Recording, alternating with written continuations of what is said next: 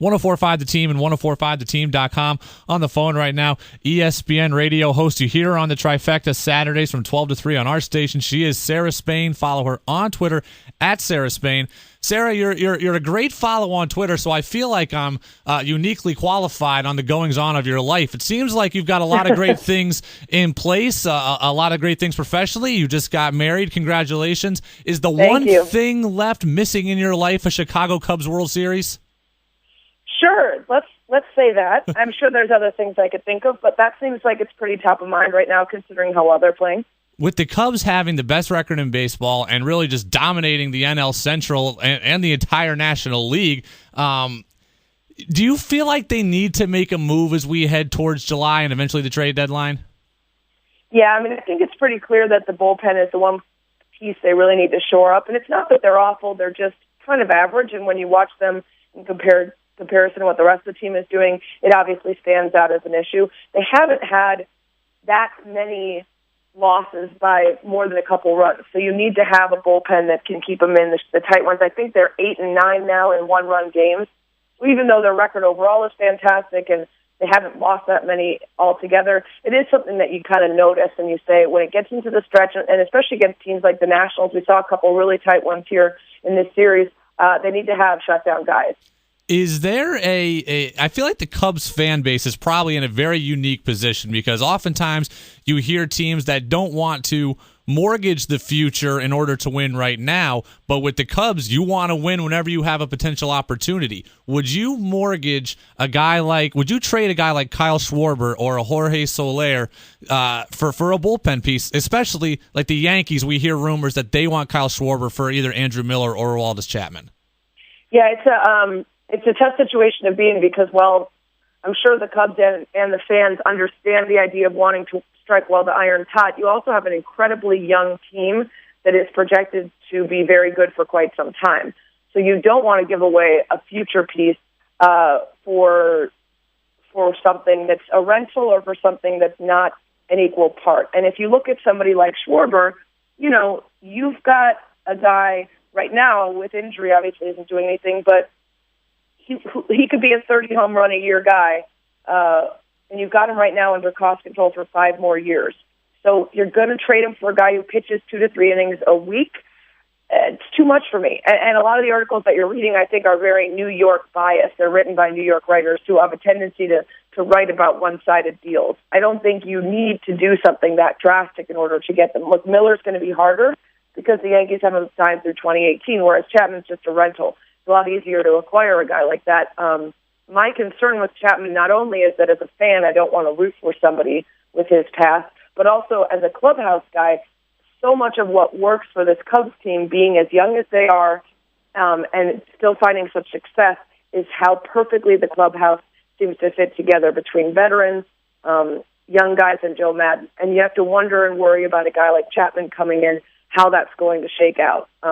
So for me, I think we've seen in the past Theo Epstein be able to make deals with incredible strength coming back to the Cubs without giving up as much going there.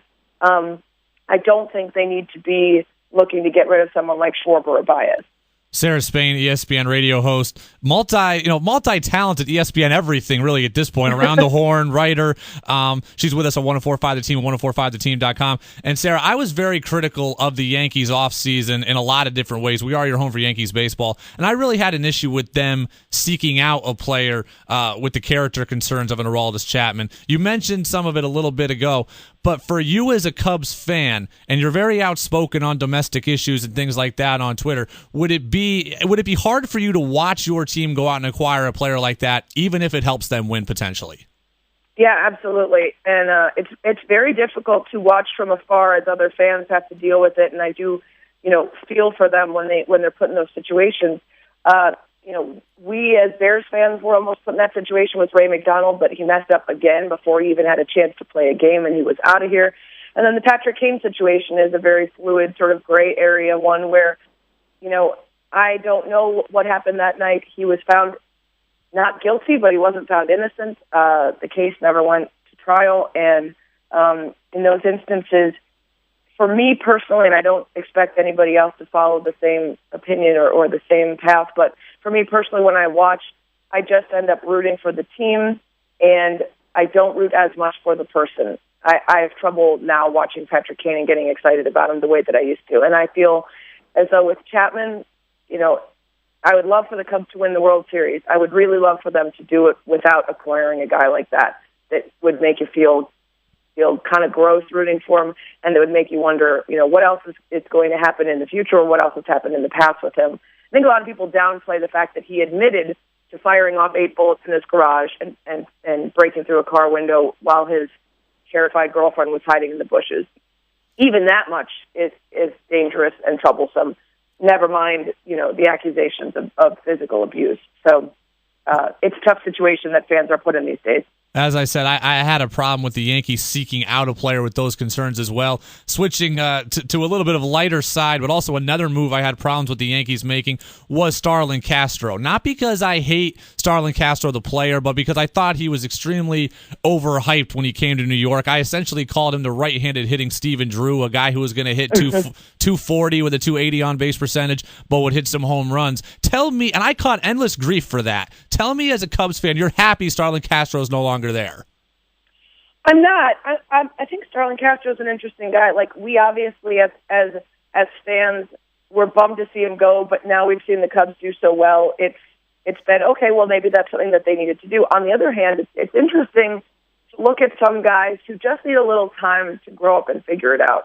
And Castro is incredibly talented, and you always felt like any holes in his game were the result of a lack of focus. And sometimes that's something you grow out of. And it's a totally different sport, but here in Chicago, the reaction to Joakim Noah getting drafted was, what a goofball. This guy's not going to be a big piece. He's not going to be a leader, all this stuff. And then, over time, he ends up becoming the heart and soul of the Bulls, and a guy who really did figure everything out and come of age. And you have to wonder if Castro has got an incredible amount of talent. If he just grows up a little, if you're going to end up feeling like that was a great deal for the Yankees. We'll have to see.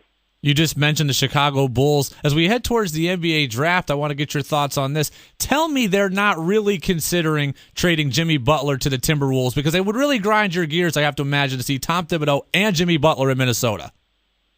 Yeah, we actually talked about this around the horn the other day, and I was, trying to figure out my response for quite some time, because I hate the idea of getting rid of their best player, especially a guy like Jimmy Butler, who I've been a really big fan of watching. And especially because some of that, I think, would be because of the chemistry issues between Hoiberg and Butler. And Fred Hoiberg hasn't proven in any way that he's the guy that you take instead of Butler. But when it comes down to it, the East is going to still be dominated by LeBron and the Cavs for another couple years. The Bulls are so much a wreck right now, and the pieces that are of any worth, the Joakim Noahs, the Pau Gasols, are too old to be future pieces. So is it better, as someone who's watched the Bulls meander through mediocrity for years and years, to instead blow up the team, invest in the future, and have a chance to actually, make a run instead of just making the postseason and getting bounced in the first or second round every year? Is Jimmy Butler such a great player that he will lead your team to a championship by himself? No. You need other big names. And so if it's not going to happen right now, and you're still stuck with Derrick Rose for another year, and Fred Hoiberg isn't the guy that you expect to lead them to a title, then maybe it's time to say, let's go for broke. Let's pull a Cubs and get really bad so we can get really good. Sarah Spain of ESPN with us, 104.5 The Team, 104.5theteam.com. Sarah, your thoughts, NBA Finals tonight, Game 6. Is it going back to Oakland for a Game 7? Man, this has been a really difficult series to predict, right? Oh, it's been terrible. It starts out with 3 games that are average, margin of loss of 26 points, and then, Draymond Green is out, and now Andrew Bogut's out. I do think the Cavs get a bit of a benefit by being back home, and I do think they get a bit of a benefit by Bogut being out. Draymond Green, if he gets a flagrant foul in Game 6 tonight, he would be able to finish but would be out for Game 7. So you have to think that he's not only going to have to control his temper, but also, just in patrolling the paint, make sure that he doesn't, hack a guy or do anything that could be misconstrued as a flagrant, even unintentionally, which will that affect how he plays? Will that affect the bite he usually plays with? There's a lot of factors that go into tonight. I still think that the Warriors are going to figure it out and come back to win it tonight.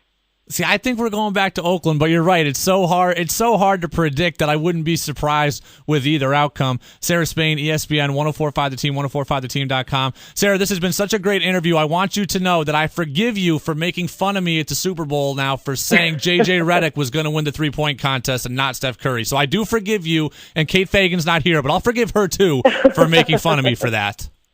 It's a deal. All right, Sarah, thank you very much. We appreciate the time. Yeah, have a good one.